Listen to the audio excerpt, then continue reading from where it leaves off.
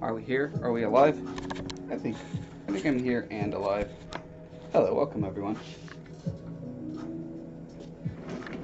I'm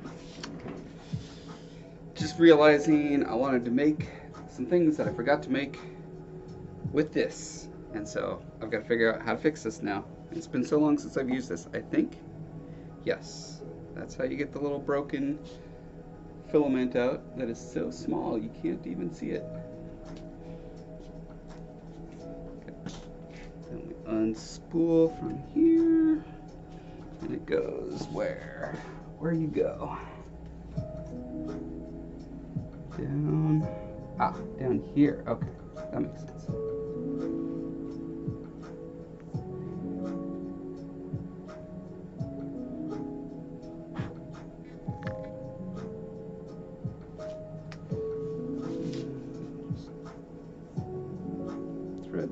Thread, I think. Okay, holds it in place.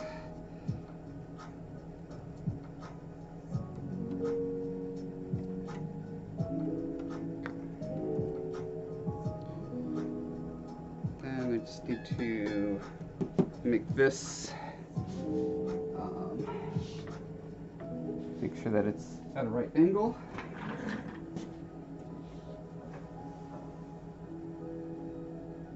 Oh, see, I have all this stuff in a place to access. Sometimes that's just a matter of remembering where it is. I like kisses in the rain. I like making you feel insane. Tell me what is love without the pain and wandering. Girl, I'm saying I appreciate everything you do. I love it, baby. If this perfect couples that... Nope. Cancelled. Alright, 1 inch by 1 inch. That's all I want, just a dowel that is 1 inch by 1 inch. And so I've got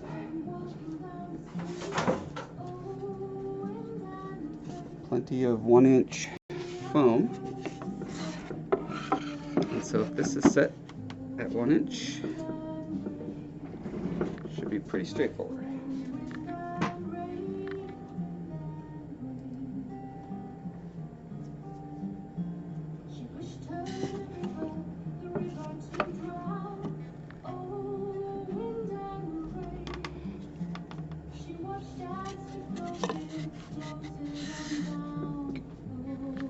I've got it plugged into my little air exhaust, which is always nice to exhaust one's air.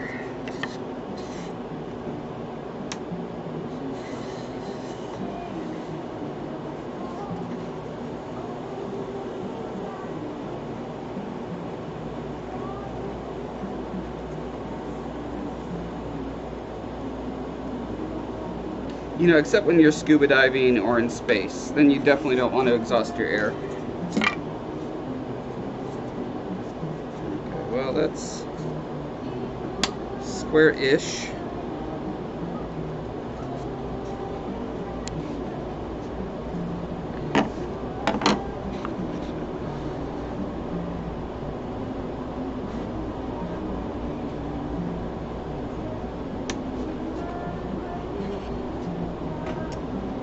sometimes having this on the very tippy top of a wheeled cart, not the best way to do this. It's what I had available.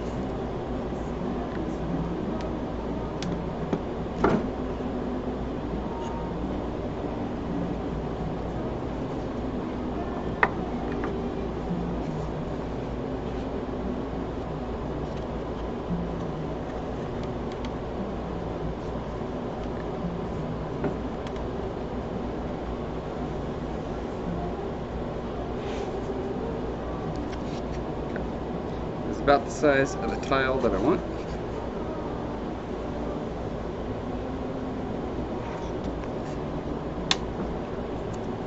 Double check that. 2 feet. You know what? Looks like I need it to be just a hair under an inch.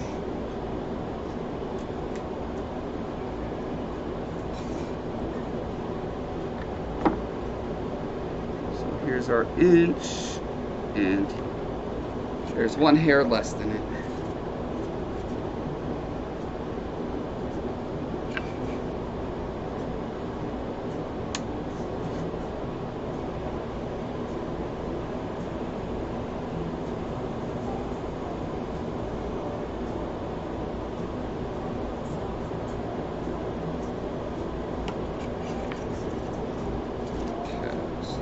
Right.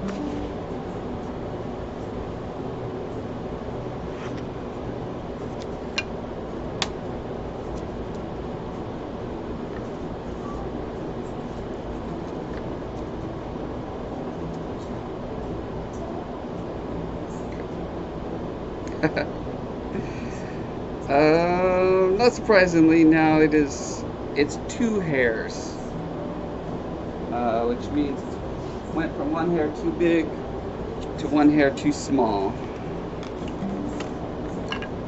Don't worry, I think I can dial this in. I'm not worried. Are you worried?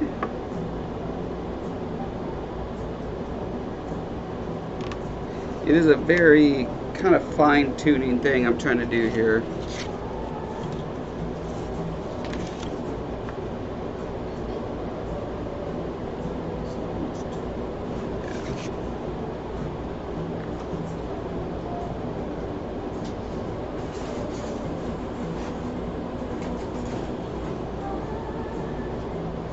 It would also be helpful if I could find a factory edge. I think this might be.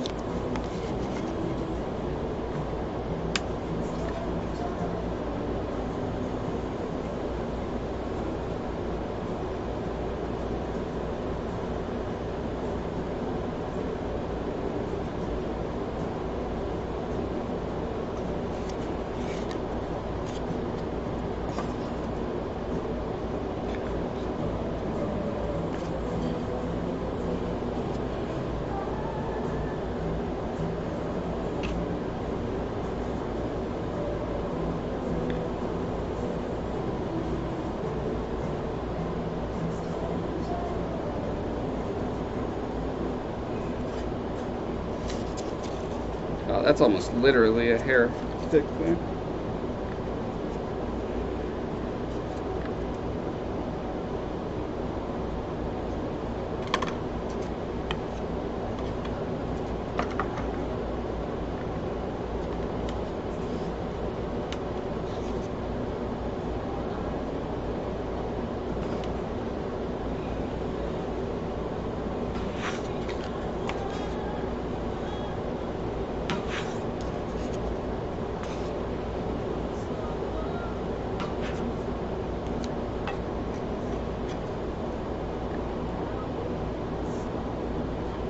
Okay. Yeah, that looks perfect.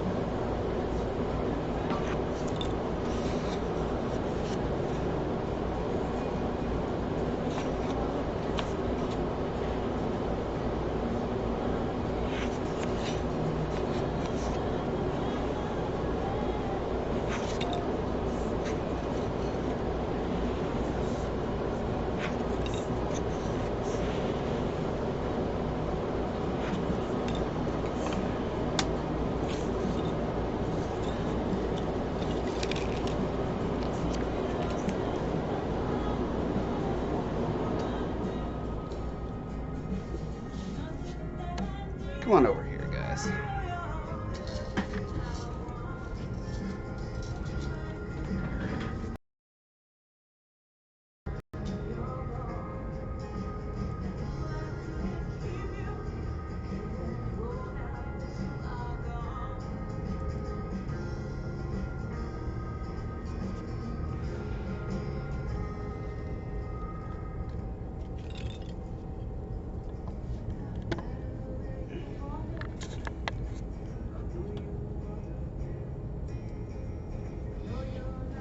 How's everyone doing today?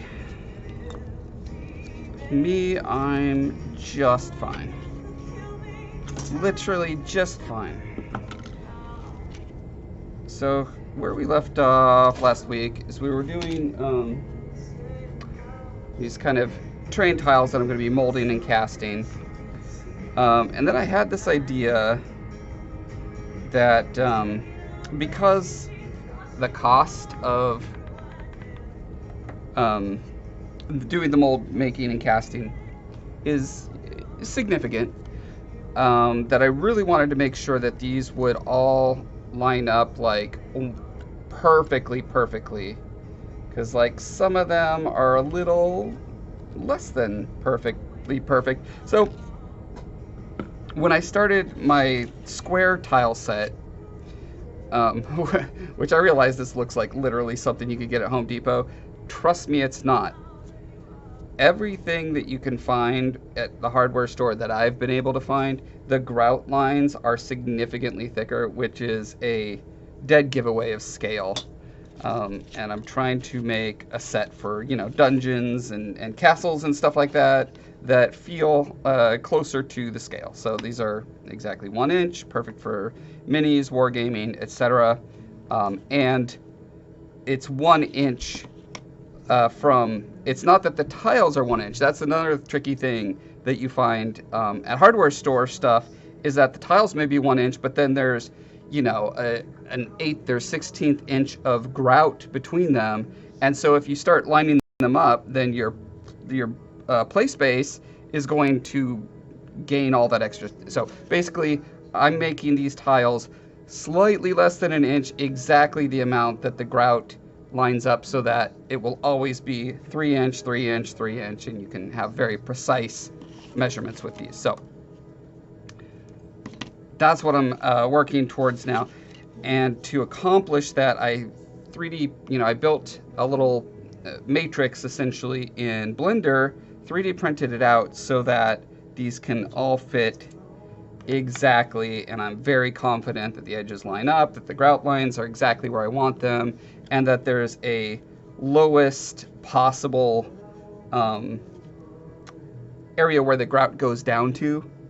Because what I was running into with these guys was that because I was just butting them together, there were sometimes gaps appearing beneath the grout line, which was making things tricky. So since then, I've made a similar matrix for my hex grid that it's printing right now. It may finish, the first one may finish before the end of the stream. It'd be cool to see how these fit in. So I went through the process of basically pulling these apart back into their individual tiles, and I kind of have them set in these because I have them, you know, a mostly pristine set, and then they gradually get more and more destroyed till they get to kind of that level of destruction. And that's what we're doing here. So this is my, is this the one? Yes, this is my pretty much pristine. And by pristine, I don't mean like machine carved. I mean, you know, like handmade masons would do, and it's like a new castle or palace or whatever. And then slowly degrades from there. There's a little bit of chips and dings, wear and tear. The grout is starting to pull up in areas, and you know, on and on and on it's going to go. So I want to start working on those more destroyed versions today. And to that end, one of the doing my references here. Let's see. One of the stone textures that I wanted to put in here was sort of a pitted, I think, full of pits. I don't see any example of like super pitted stuff, but there's an example of the kind of, you know, those little like dots. Well, they're pits. They're literally pits. It's the pits. What can I say? And because I cast all of these tiles in pretty hard stuff, either epoxy clay, fix-it sculpt, I cast a bunch in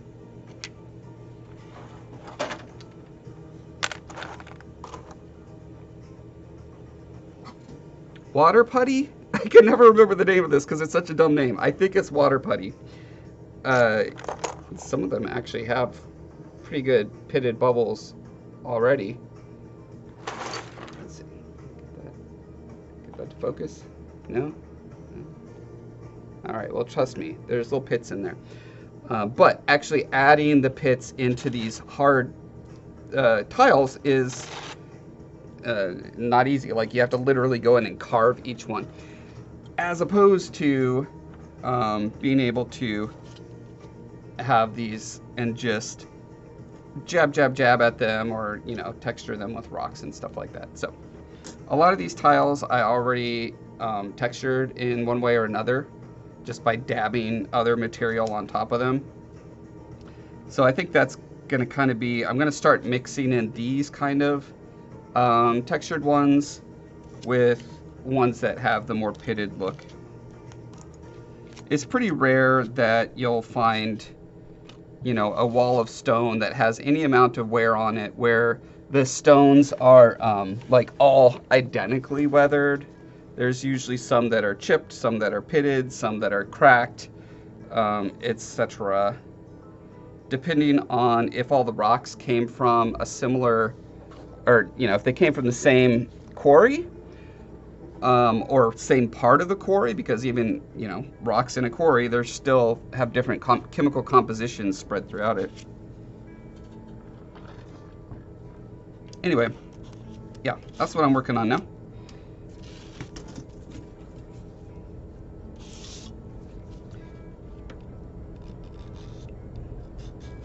First things first, I'm kind of carving down the edges, filing down the edges, so that they fit into my grid perfectly. Because again, these tiles are all made with a 1x1 mold. I think I made it 1x1 exactly. Well, now I'm curious. Did I take into account grout lines? No. Yeah, because what I was thinking is that, like, they're very slightly tapered. So my thought was that at the base, you know, when they come together, they'll touch at the base, and then there'll be this little area in between to fill the grout in. That was my thought. But the price that you have to pay for that is not having the total precision and confidence, knowing that all your edges are going to meet together perfectly, right?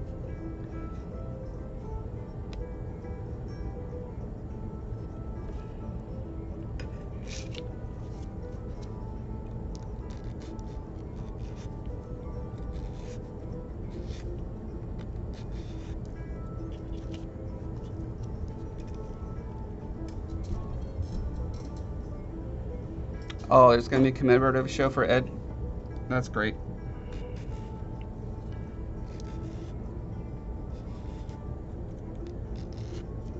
I'll have to see if I can make it to that one.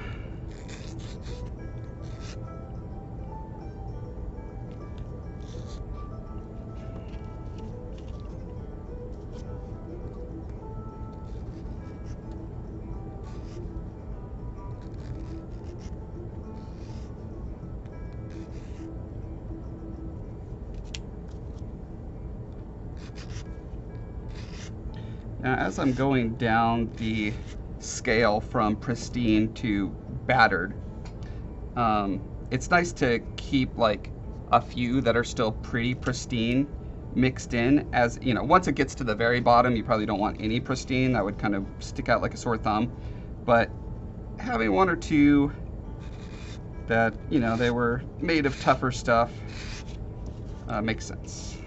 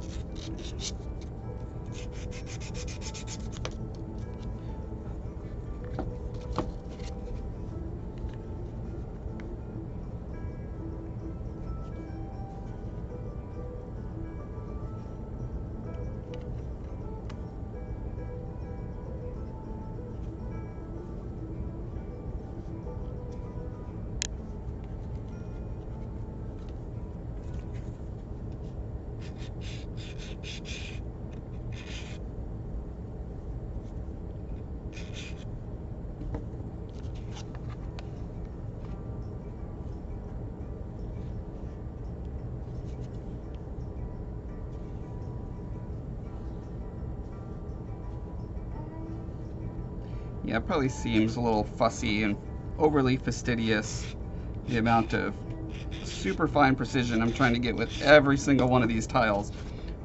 But it makes sense when you consider that this is not just a one-off. I'm not making one of these and then another one and then ad infinitum. I'm making this as to mold and cast. So I want to make thousands of these. It makes sense to spend the time to make sure it's very precise at this stage, so that you don't get compounded errors.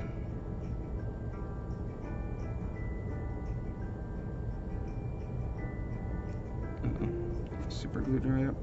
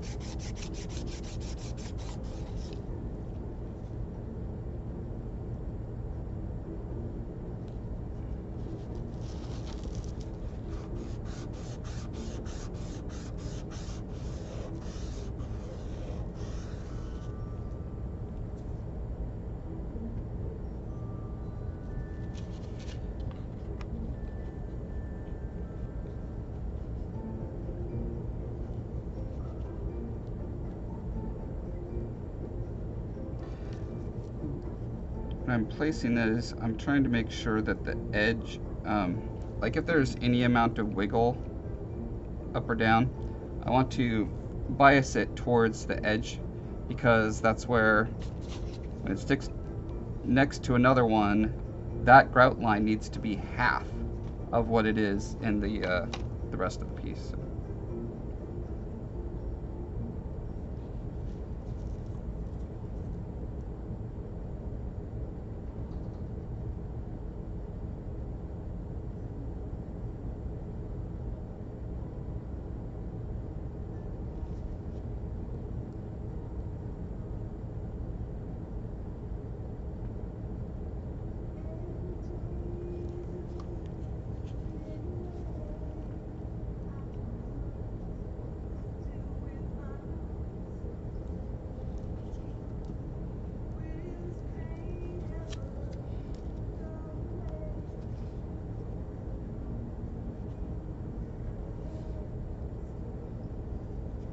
Now, because these foam bits have their own sort of unique texture that doesn't exactly match the other ones, I think I want to have some that are like pretty pristine. It's just that texture, right? This is tricky because you cannot super glue these guys. They're allergic to super glue. We'll do our best with hot glue. I could use, PVA glue, but then the amount of time it takes to dry means that it can get kind of squished around in ways that I don't want while I'm working on the other pieces.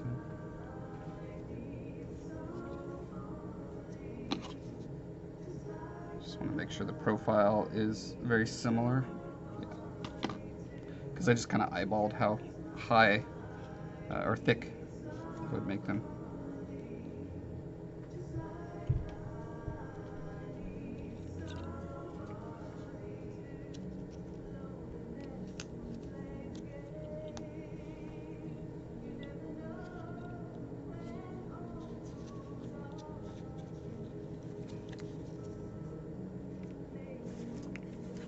So did I tell you guys about the wounded crow that we've been feeding on walks? Or we were, like, we hadn't seen it for, I don't know, probably a month, 2 months.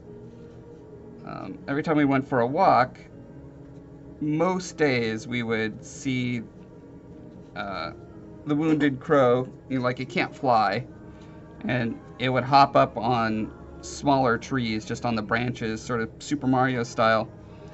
And it had a friend who would, I don't know if it was a friend or a frenemy, but it was usually around, probably in the territory. Maybe it was a mate, maybe it was, I don't know. But often when we would try to feed the broken wing crow, it would be up in the tree and was too scared to come down, and so the non-broken crow would come down and swoop down and eat all his food. And I was like, well, that's mean. Now, we don't know if it was eating it or just, caching it in its gullet so that it could, in a Disney version of the world, it would then be feeding the other crow with that. But we hadn't seen it, so we assumed it died. It was probably eaten by a raccoon or hit by a car or something. But then literally just before the stream started, Heather was looking out the window and she's like, oh my God, it's Broken Crow! He came to our yard. So normally he was like, I don't know, half a mile away, just hanging out in someone else's yard or between houses, which kind of made it awkward sometimes because we'd go like almost into people's yards and put down a little water dish and put some food and grubs, nuts and grubs down for it. So that was kind of funny, but yeah, we hadn't seen it in a while. So yeah, for whatever reason, it made the trek down to our yard. So made us very happy. We could just give it some good protein right in our own yard.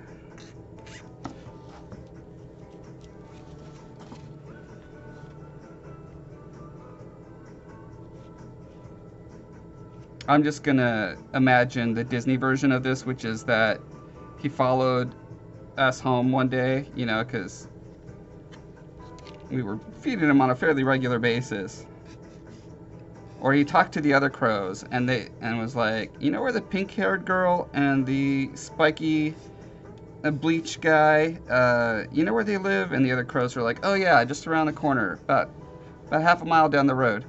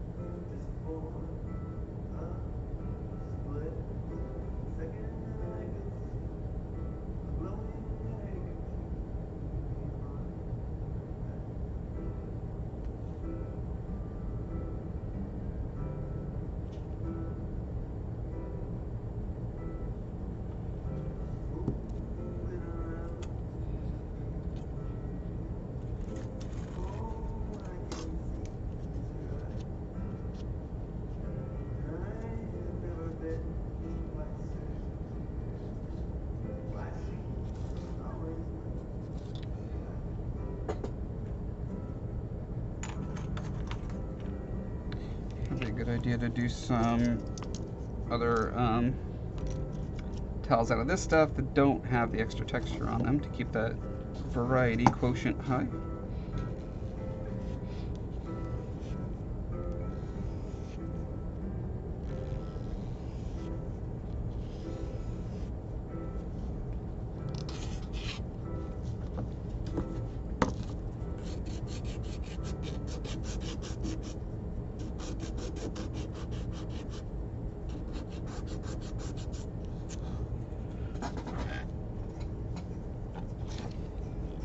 It's really important when you put the sets together, you don't want one of them to suddenly feel like it's made out of just a completely different set of stones.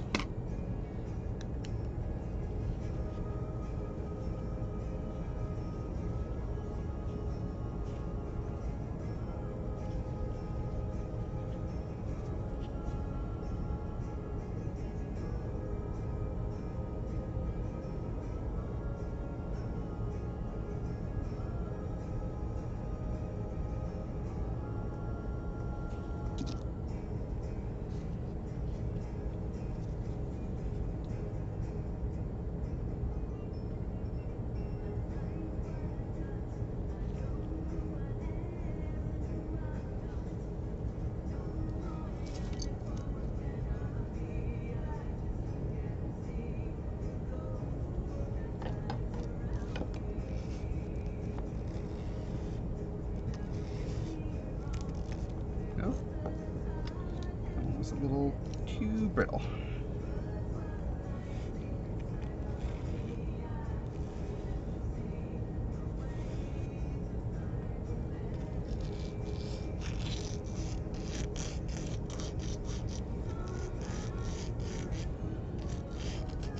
I really need to get a file that is like 1.5 inches across. I'm sure they exist.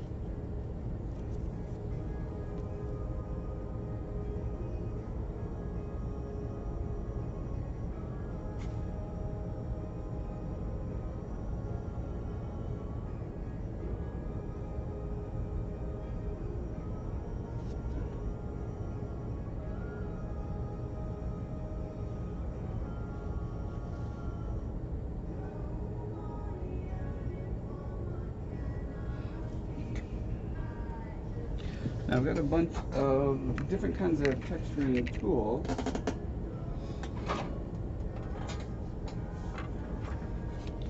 For texturing my foam.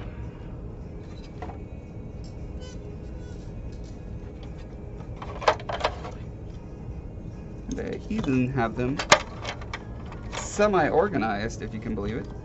Most of these are handmade. Some of them were just bought from a pottery store, like this one.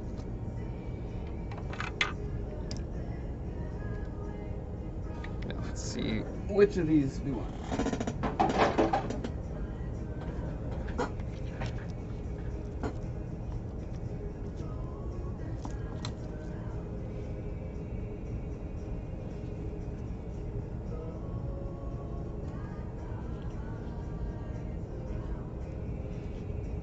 When I made these by just mostly using Fix-It Sculpt, then I would get the shape I want, dunk it in super glue, and then dipped it in some of my sand, and then poured more super glue over that, and try to make it, because the vast majority of the time I'm doing it on, you know, some kind of paver or stone or whatever, so it makes sense to kind of have it shaped into a corner.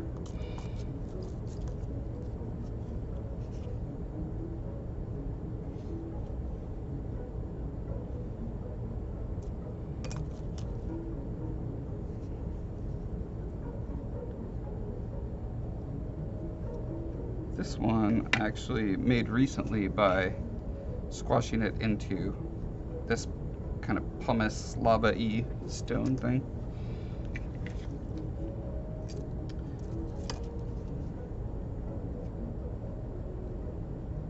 Yeah, so this gives sort of like little denty pock marks, whereas this gives the full that word that I said like 20 times at the beginning of this stream that suddenly I can't remember Pock marks. Eh. Huh. Well, we'll live without it. Yeah, and then the other thing I want to do is come in and do a little bit of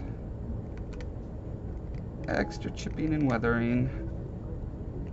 And since I've got these made out of different materials, like in real life, it very much simulates what it's like to have different kinds of rocks put together into one paver set.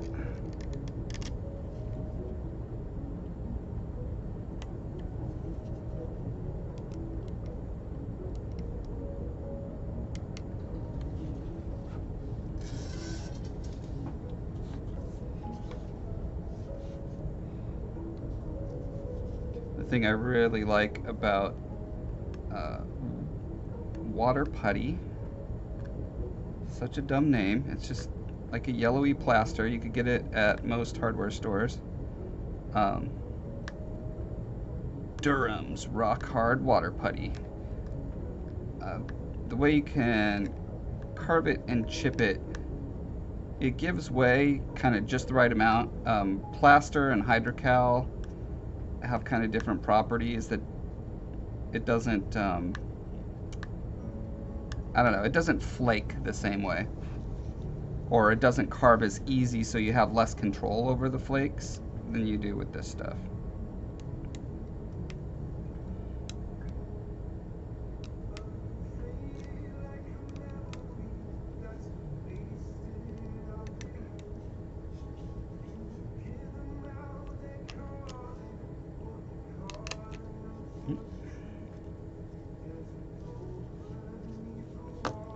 Probably a fine, happy accident there. Just make sure it's going to stay in place.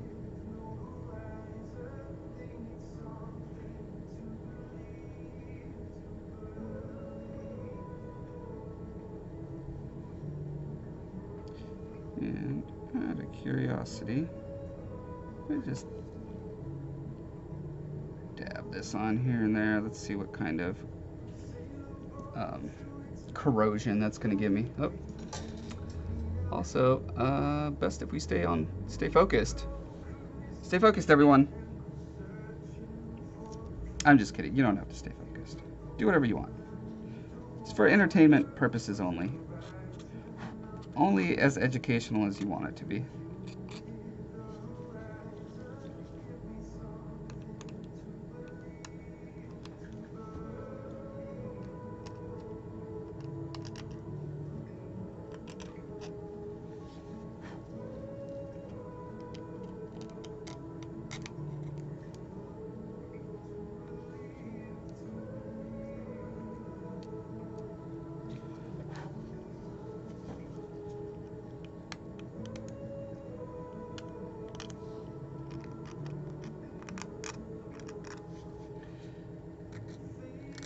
So I kind of have a rough scale in my head, and I should probably refine this more. Like, if I were to break up a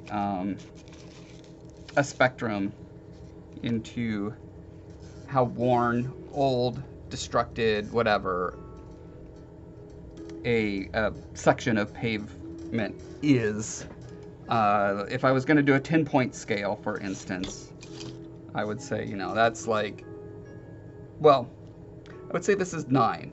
It's very hard to pull off a 10 of perfection when you're hand making something at this size. Okay, so we're going to say 9, 8, 7, 6, and by the time we get to the middle, and this, like, for instance, this one would not be, should 0 be, like, I want to say 0 is unrecognizable pile of rubble, but then that kind of makes it pointless for, like, at that point you should just have a pile of rubble. It doesn't need to belong to any particular family of pavers. So then maybe this is like a 1 or a 2, because it's got, like, this one is almost completely intact, right? a 1, I would say nothing is intact, but there's enough of a footprint to tell what, at least what it used to be, right? That's what would make it still useful in a tile set. So yeah, as I'm traveling down the spectrum here, this is probably a 6, and then if I want to do a 5, that would be somewhere between this amount of destruction and this amount of pristineness.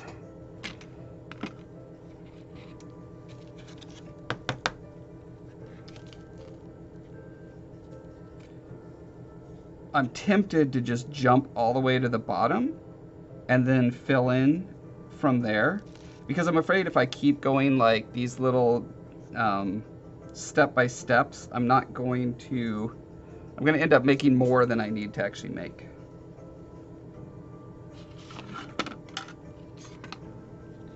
And I do have a template that kind of screwed up a little bit, so this might be a good one for my destroyed ones.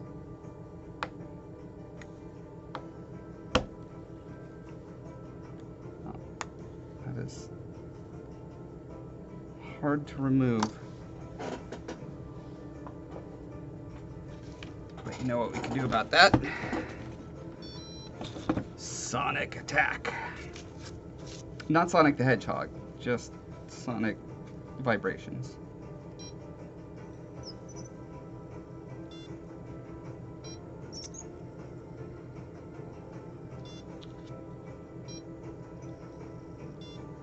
It does get a little bit melty on this stuff.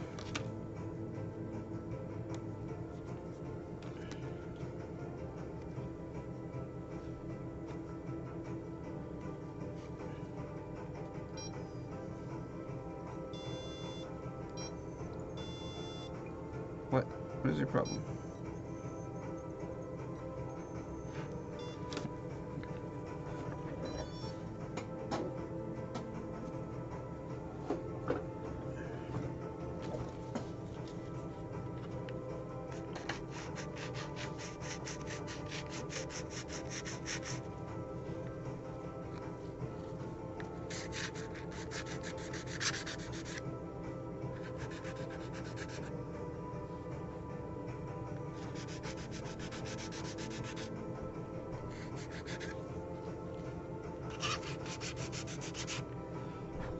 Okay, so what does it look like when all of the tiles are in some state of destruction?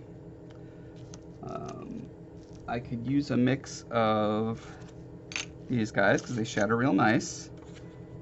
These guys because they holify really nice. And then I've got a couple others that are sort of composite stuff, right? So they're naturally going to have, oh man, some of these would be really nice to keep more in the mid-range. I'm going to set that aside. That's a good one.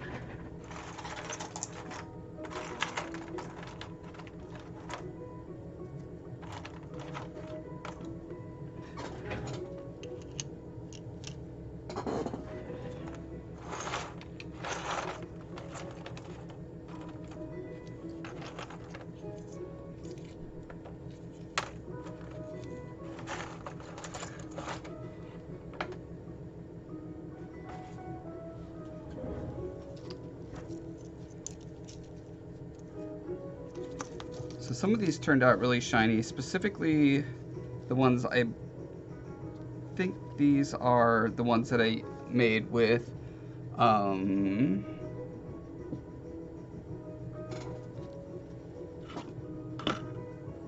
plumber's epoxy. There we go. There's the word, plumber's epoxy.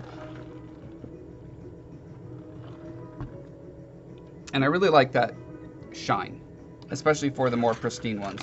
I don't think that I want any that are that shiny in the totally destroyed category, just because the likelihood that it would be so unweathered on one block and then like all decrepit and stuff on one right next to it doesn't make sense to me. So I'm going to save these for some that are a little higher up the ladder.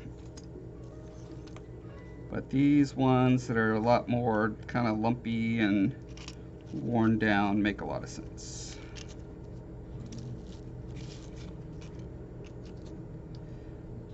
Also, I should keep in mind that because this is going to be mostly destroyed, I can use one tile to cover 4, tile sections. And I also want to think, do I want this to go from the least destroyed in the middle and radiating out more destruction?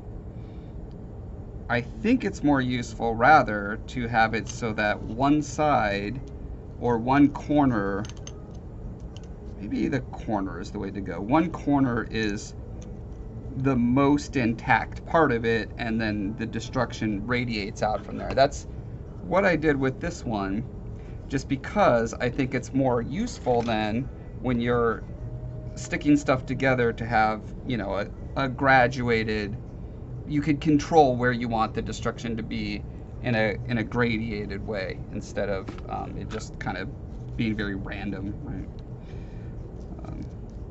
So if I was going to pick one to be the most together stone, I kind of feel like this is a good option for that.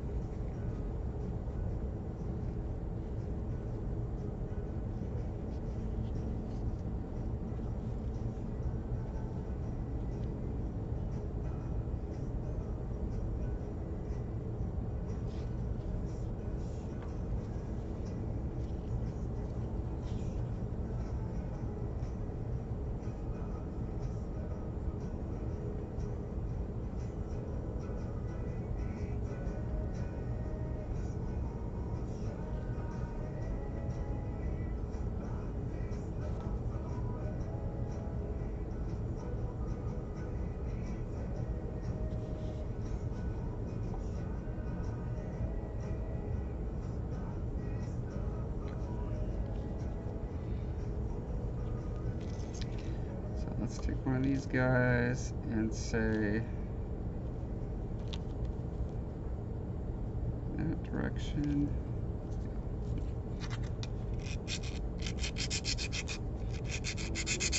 Yeah, this is definitely steel stick or plumber's epoxy.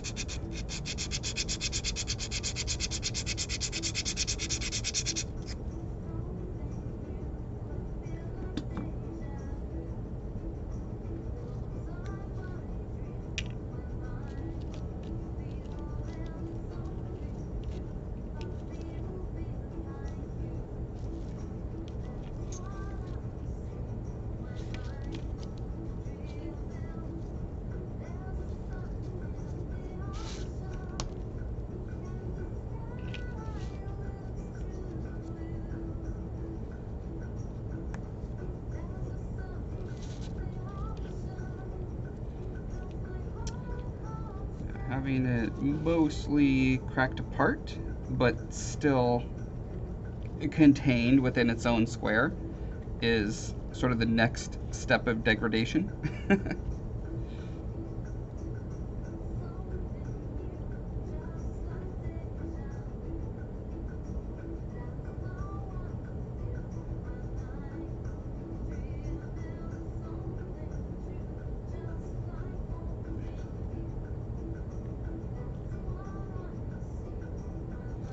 Oh yeah, speaking of which, what happened to our super glue on the phone? Okay, there we go. You can see it did eat into it in a fairly interesting way. It does this thing where it doesn't eat through edges at the same rate that it eats through like flat surfaces. So it needs a little help to be blended in, but I think it's still just fine.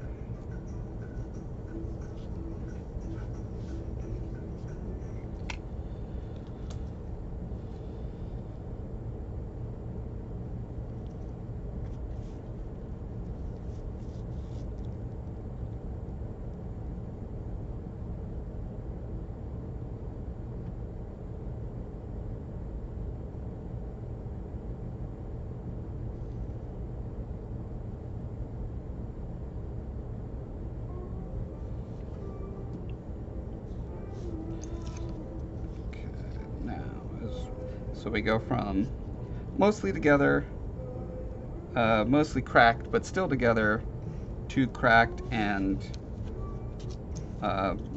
parts of it are either gone or flipped up onto another tile.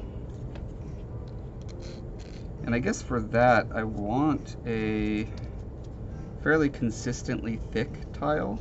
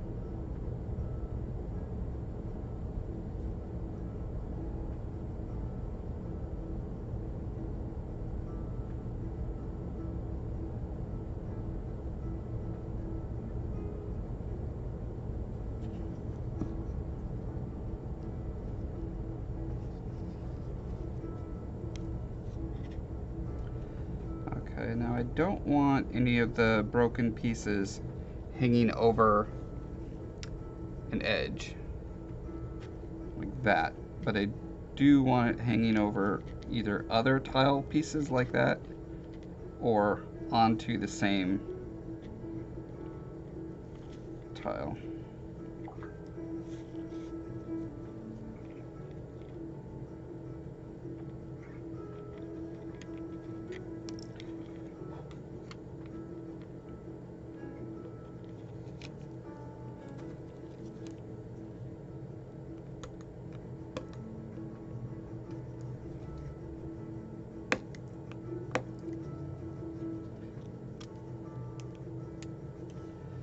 I like the idea of this piece continuing across like that.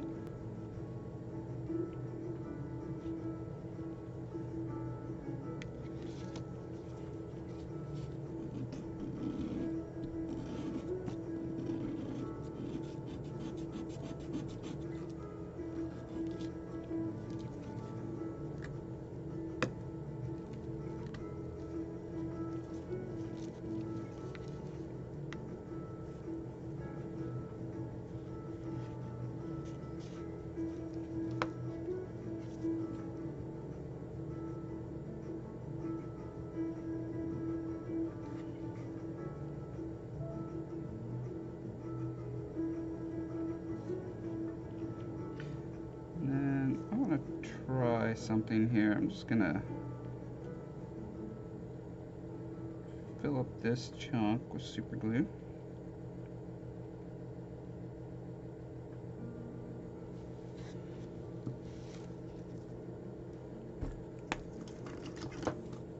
then throw a little bit of not brown sugar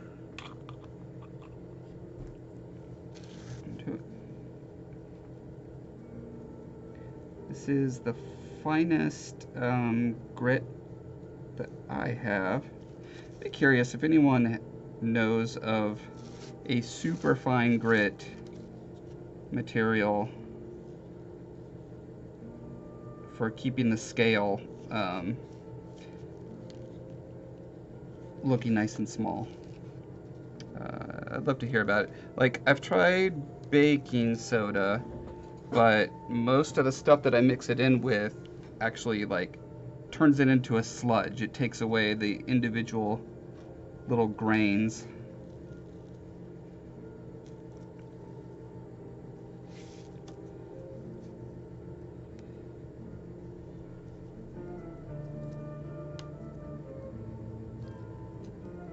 The other thing I'd love to crowdsource, if anyone knows the answer to this, please let me know.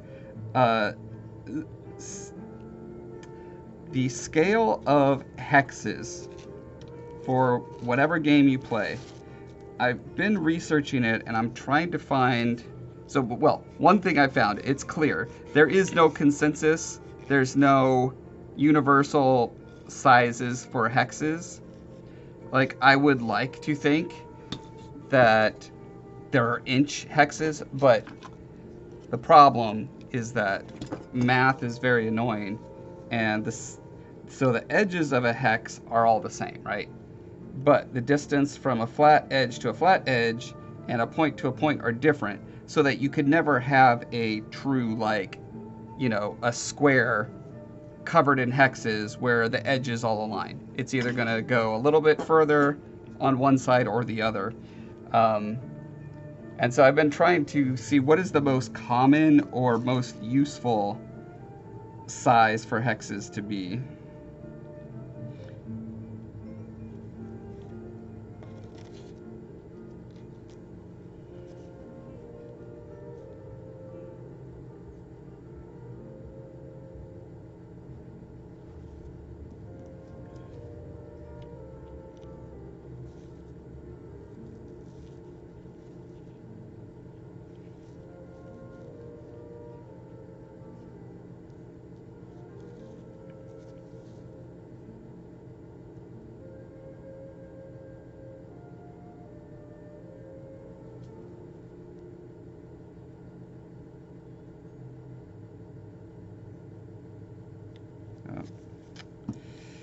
Missed.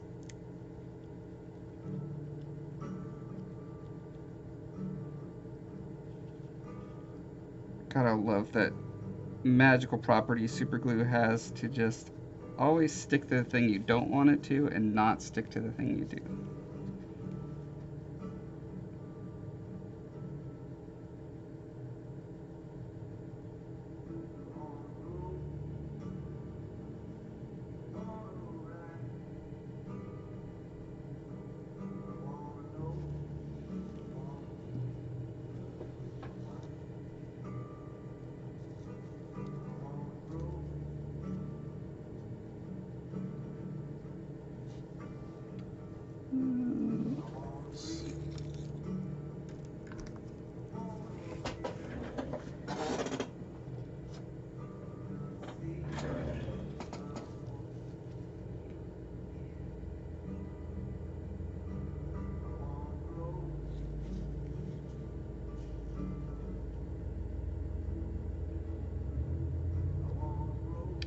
There's definitely an art to placing broken rubble chunks in a way that both is aesthetically pleasing, seems realistic, and will mold and cast well. Those first two parts are fairly easy. It's the third part in combination with those where it starts to get tricky.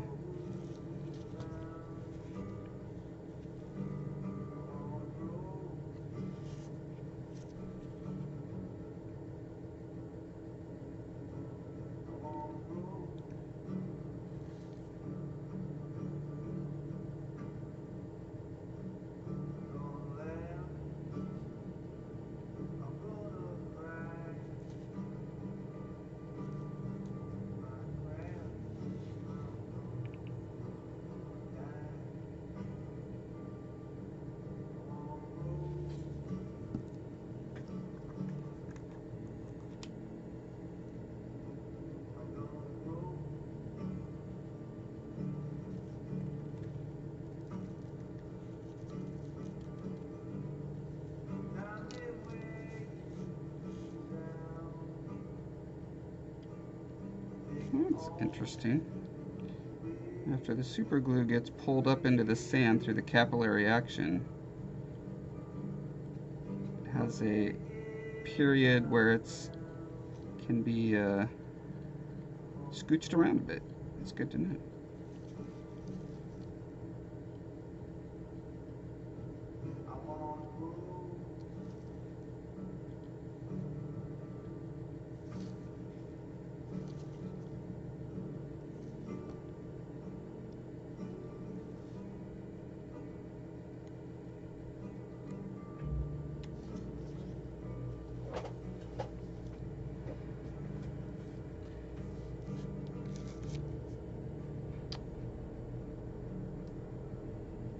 Crushed glass for snow? That sounds absolutely terrifying.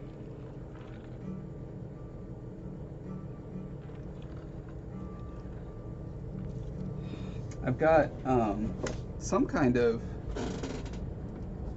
scenic snow. I think I got it from Green Stuff World. I mean, maybe this is that. Maybe it's crushed glass. I don't know, but it actually ends up not being as fine once I've got it glued down and everything as this other sand I have. Real quick, I'm going to check and see if my hex template is done. Give me 20 seconds.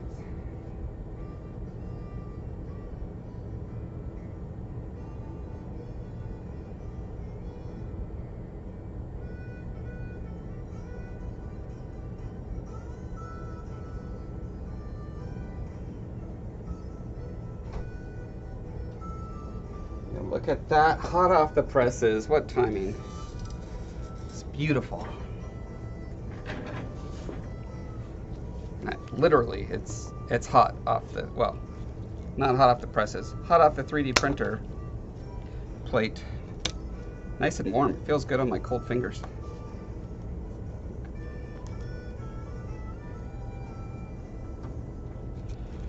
So let's see how well I can transfer these hexes that I broke apart last night into my little template. In theory, you know, according to the measurements that I did, these should fit pretty snugly. But again, we have that issue where the, you know, I made them exactly the size to fit, to butt up next to each other, and now I have to file them down to account for the mortar.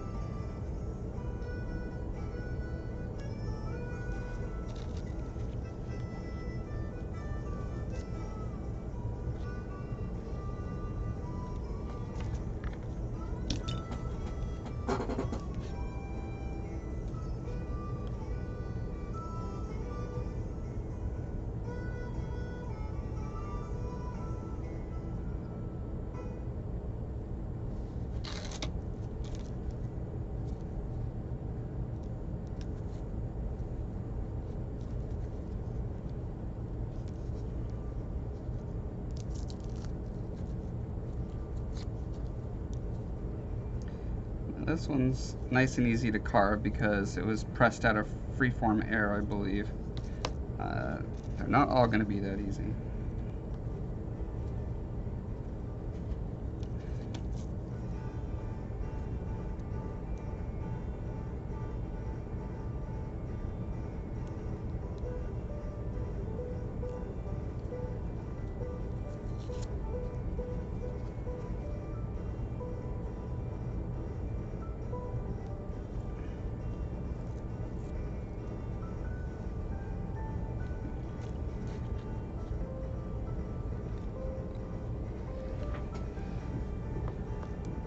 The Green Stuff World has two different kinds? Okay.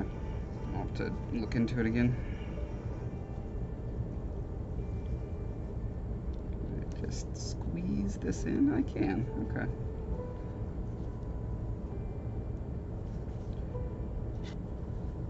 Yeah, and so having the 3D printer creating the mortar lines for me, that's pretty awesome, because I was trying to do that manually, you know, by putting these very fine little lines with clay and then sculpting those and stuff, but it's, you know, it's very challenging to get it very precise. The thing that I'm not seeing is that the thickness of these interstitial mortar joints and these external ones, it should be 2 to 1, like, because it's literally the same piece just duplicated and pressed right next to the other one. So I'm guessing it's just that the printer can't print a line that's literally half of that. It came pretty close, and we'll have to see when I print another one and stick them side by side. Does it feel pretty seamless or not?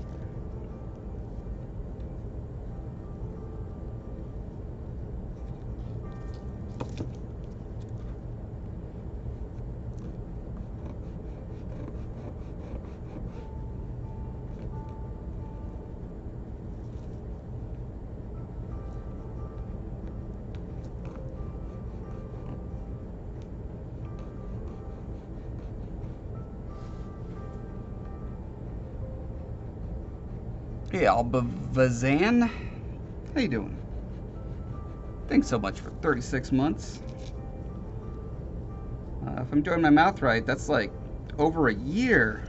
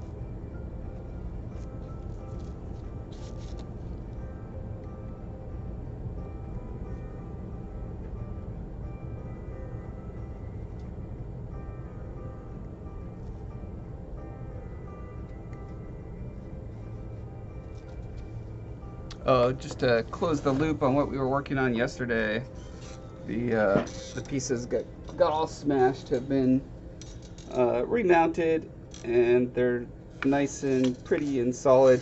So what I did was I screwed all these frames to a board that goes back over there, and then screwed that through the top of the shelf up into the wood. So I'd say it's like earthquake proof at this point.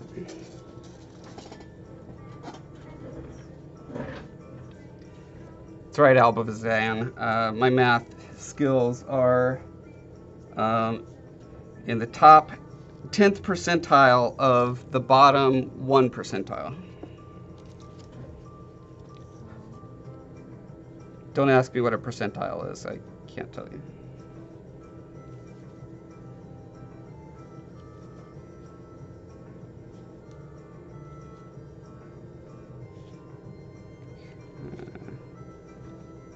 So it looks like I need a little spacer to get this to be about the same. Although, come to think of it, I don't necessarily want these all to be exactly the same height. Like, it gives it some nice organic variation to have a little bit of height difference between these.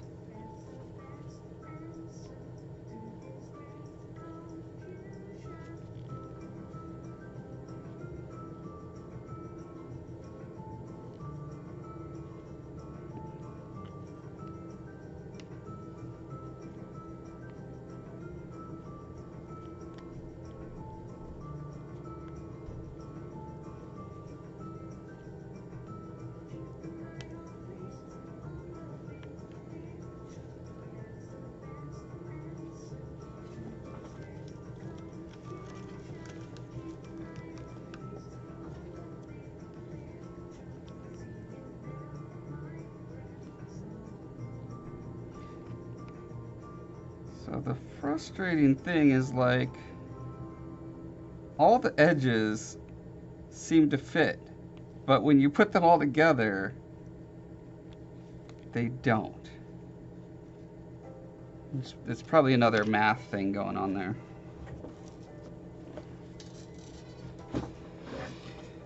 Evil math.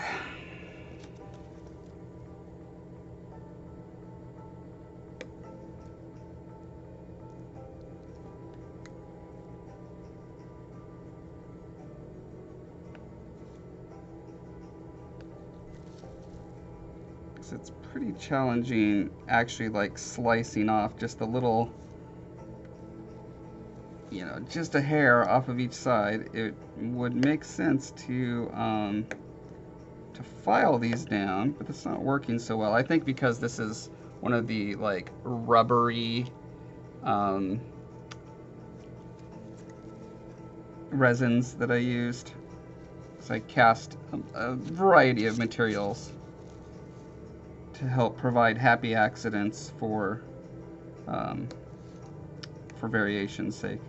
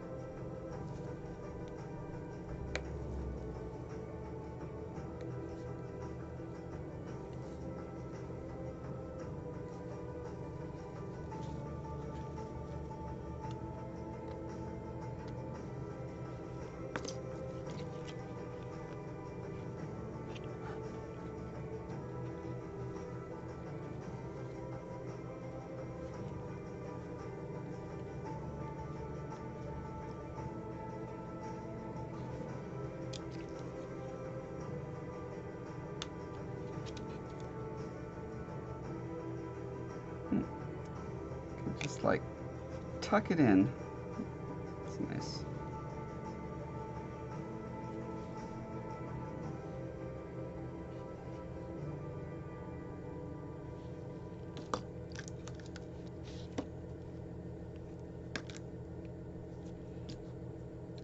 I wonder if maybe a more aggressive file would work better.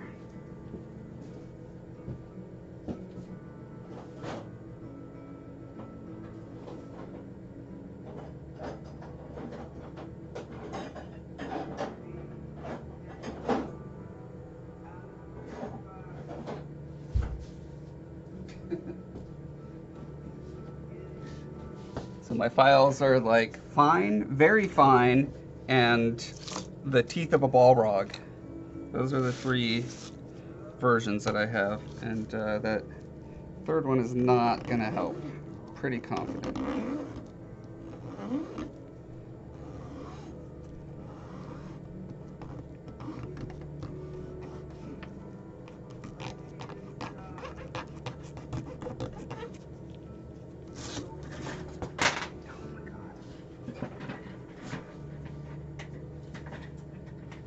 Wires and rolly chair wheels, they just love each other so much.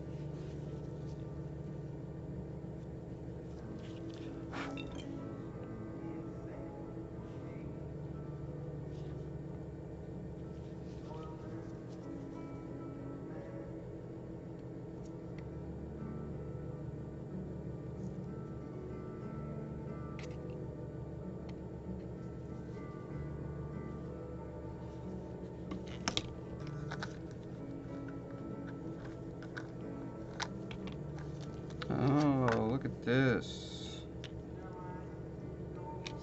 Thought that one didn't seem right. A little too pristine. This guy jumped ship. I don't know. We got this one. Where did this one come from? Put in that one until we find its rightful home. Because I must have one with all the cleanest pieces.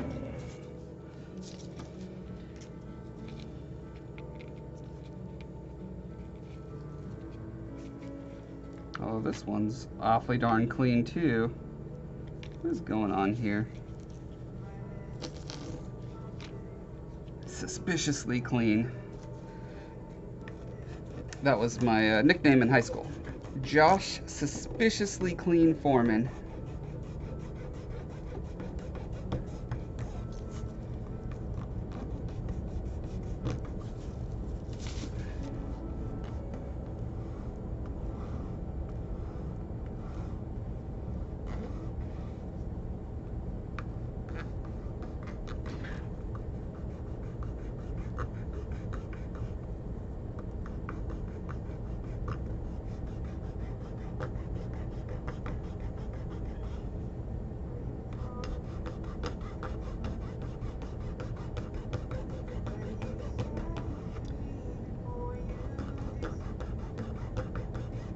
One thing I could have done that would have made this a lot easier would be to just print the template, you know, that half a millimeter wider.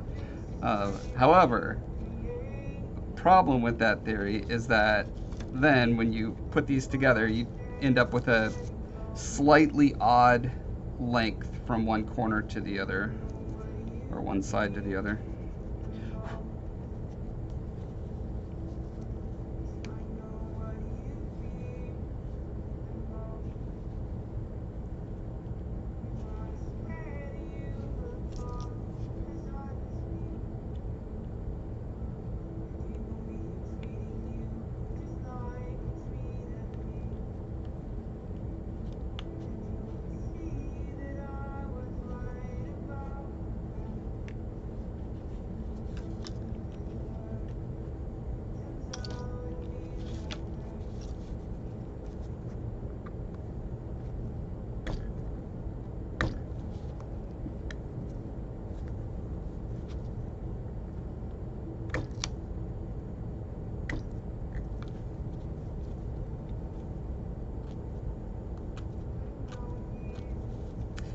Trying to carve, file, and sand really rubbery resin.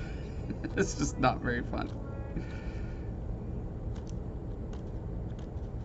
It slices nicely, which would be fine, but the thickness of slice that I'm trying to make is so tiny, it's very challenging.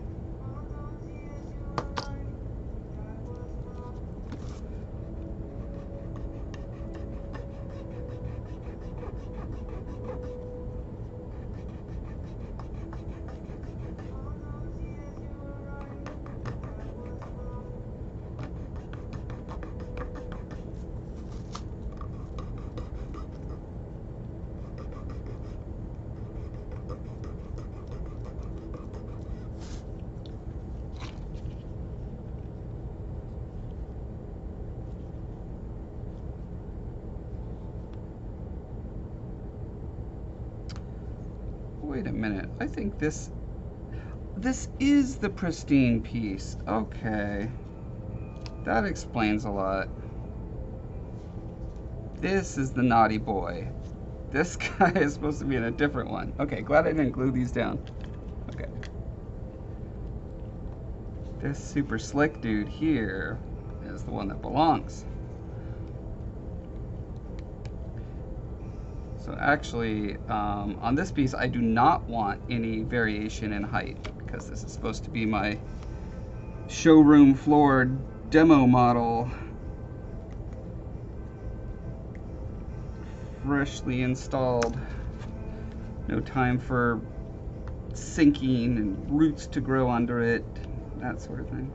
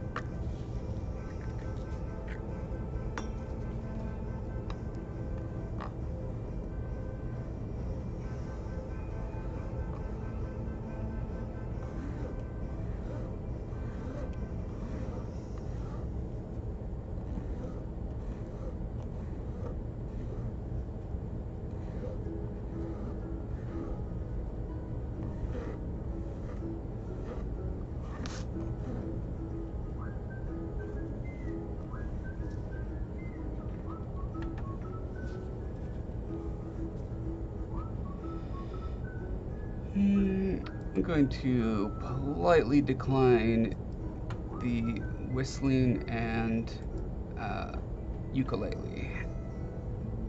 Thanks, but no thanks.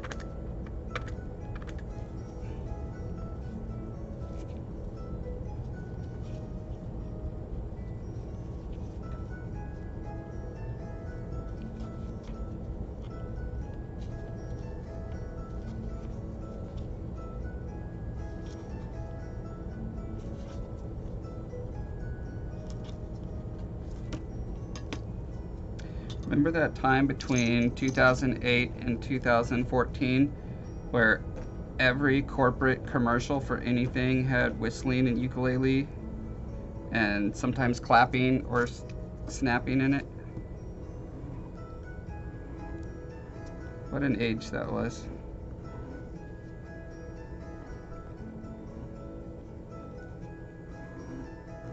Dark ages?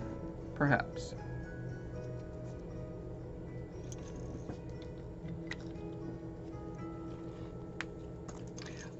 And it looks like we're at time, so let's go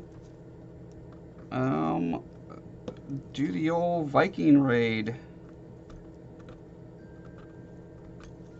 shall we? If you're into the kind of stuff I'm working on, please check out my YouTube channel where I do tutorials. Check out my Instagram where I post update shots of the kind of stuff I'm working on. And go to Amazon.com and buy The Scarred King, Part 1 and Part 2, available now, highly reviewed. Books that I co-authored and illustrated. So yeah, that's what I gotta say. Who we gonna raid today? Oh, not Brush. Yay. One of my faves. Alright. Catch you guys on the next one. Bye.